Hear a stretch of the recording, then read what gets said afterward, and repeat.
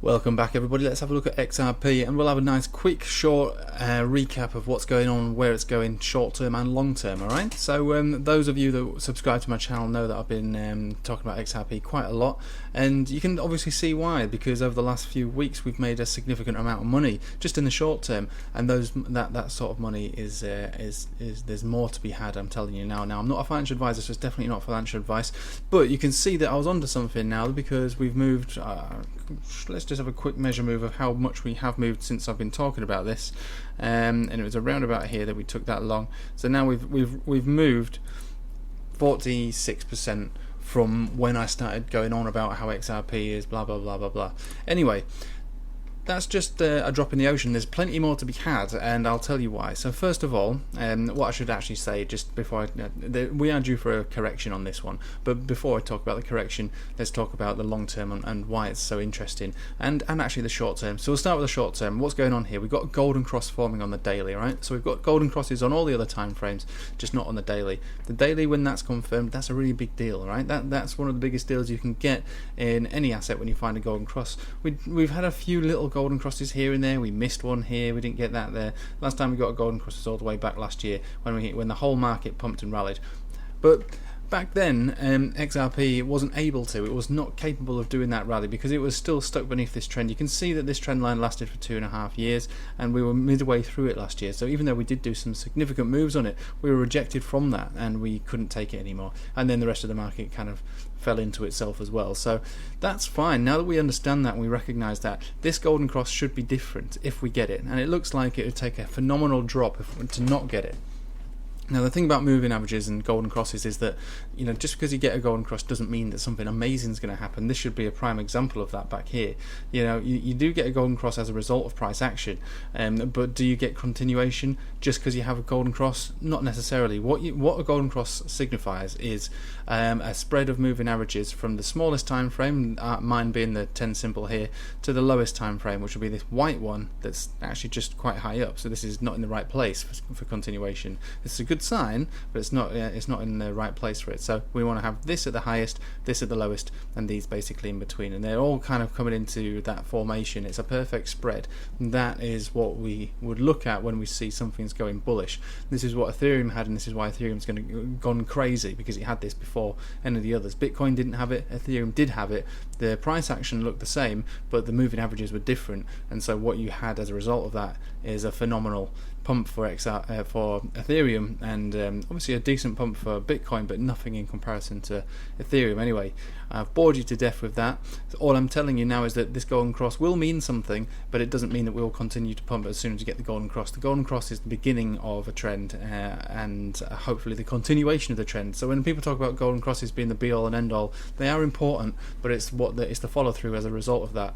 What you often find as well is that when you do get golden crosses, or just bullish crosses in general from moving averages such as these, the price action will dump down into it to test it, to see how strong it is, and hopefully what we'll see is a dump similar to that. Now what you want to see in that dump is you want to see it bouncing off some of these moving averages. Hopefully when this golden cross is formed, we will dump further down than the 10.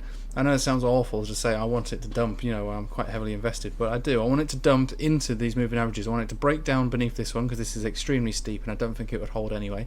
I want it to dump down to the green 50 exponential after the cross, and if that breaks down, then I want to see it bounce from the 200 exponential. But if we did break down from the green 50 exponential and we came into the came into the 200, that might mean that the green would then become resistant. So ideally the dump that we will see, hopefully after the golden cross, will bounce from the green 50 exponential. Anyway, I appreciate that's really boring. So what does this mean? What's going to happen? I believe we're going to come up to this blue box territory and get rejected from it.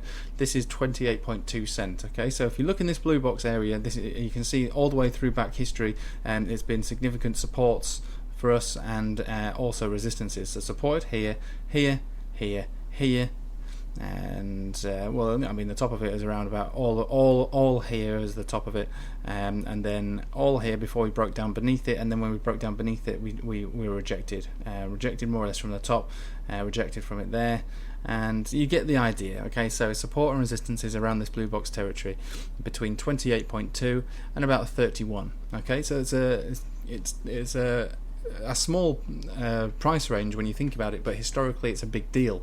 Now breaking above there, you will should have continuation. If that top level is turned to support, you will see areas like 50 cent get taken out, no problem. Then the big deal is when you have to have a look at it on a larger time frame, larger time frame than Binance has got for us. So when we go to Trade and View here, what we see is the full range of the parabolic move that happened in 2017 into 2018. So where we rallied basically 7,000% in the space of about 6 months. I believe that was the case. So I mean, these little things are nothing here. What was that? It's a lot more than 7,000%, but believe me, it was 7,000%. You know, it was a lot. So what we see here is a Fibonacci retracement that's been placed from the very tippy top here right down to our absolute bottom here of around about 10 cent. Okay, so a huge range, massive Fibonacci retracement tool.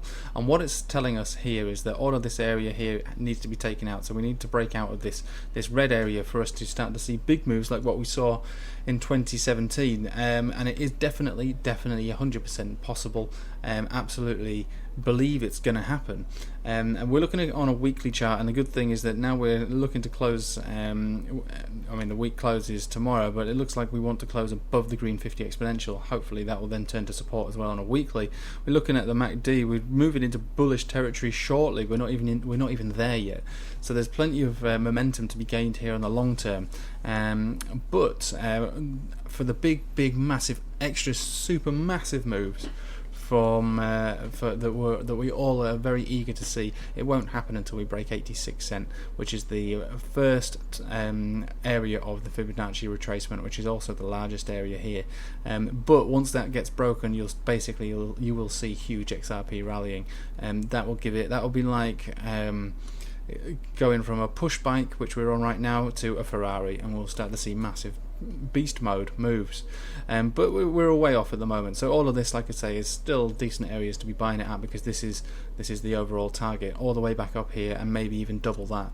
I've estimated on another video that XRP will reach $2 definitely, but it could also reach as much as $14 at the end of the bull run.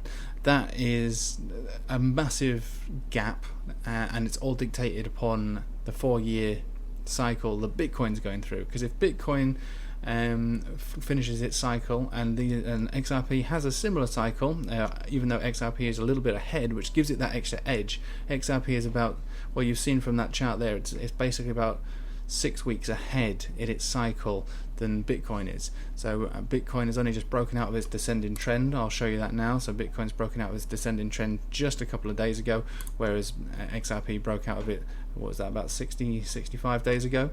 So we're more or less about 60 days ahead of Bitcoin within the cycle. So that cycle will give it extra momentum at the end of the bull run to really make those extra huge big moves. You basically got almost 2 months worth of moves to be had ahead of Bitcoin reaching its top. That will give XRP the ability to completely overreach, just go crazy. I mean, this here will, it won't look small, but it will be, I believe it will be peaked, and areas like $14 could quite easily be had when you look at it in that respect. 2 months ahead of Bitcoin's cycle finishing, giving XRP a whole 2 months of super rally. And when you look at it historically, XRP, this is a weekly chart, we have 1, 2, 3 weeks, and we've basically gone up in value 10 times in 3 weeks. So if we can reach, if we have an extra 2 months, you can see how it can really go silly and stupid. And just be very ready, because it comes down just as fast as it goes up. Anyway, that would be my target, between $2 and $14, massive gap. Anyway, I hope this has made sense to you and you can see where I'm coming from. And we're going to reach this area, I'd expect, maybe over the weekend, and at some point next week Bitcoin's going to come down. The reason I say that is that if you have a look at this, which again is a long-term time frame chart, a 2.5 years chart, we have an area of resistance and support that Bitcoin follows. Here we were launched from there, we were supported here and supported here, but rejected here and rejected here, and we were rejected here, we were supported all the way up here, rejected here, and now it looks as though we might get rejected here. So when you think about it in that respect, if we were to break out of here, then obviously it would be super bull mode again for Bitcoin, overextension I would imagine, because the RSI is very, very high. But it's still possible because it's cryptocurrency at the end of the day. But I think that we've reached a top now for Bitcoin, but I could be proven wrong on that one. This supports and resistances do break, but you can just see that this trend line here does represent something reasonably important for Bitcoin, and I think considering we've had quite significant runs of recent, then we're probably looking for a little bit of a correction, or not a crash, but a bit of a correction. Now there's a CME gap with Bitcoin around about 9,600 that everyone needs to be aware of, and CME gaps do eventually get filled.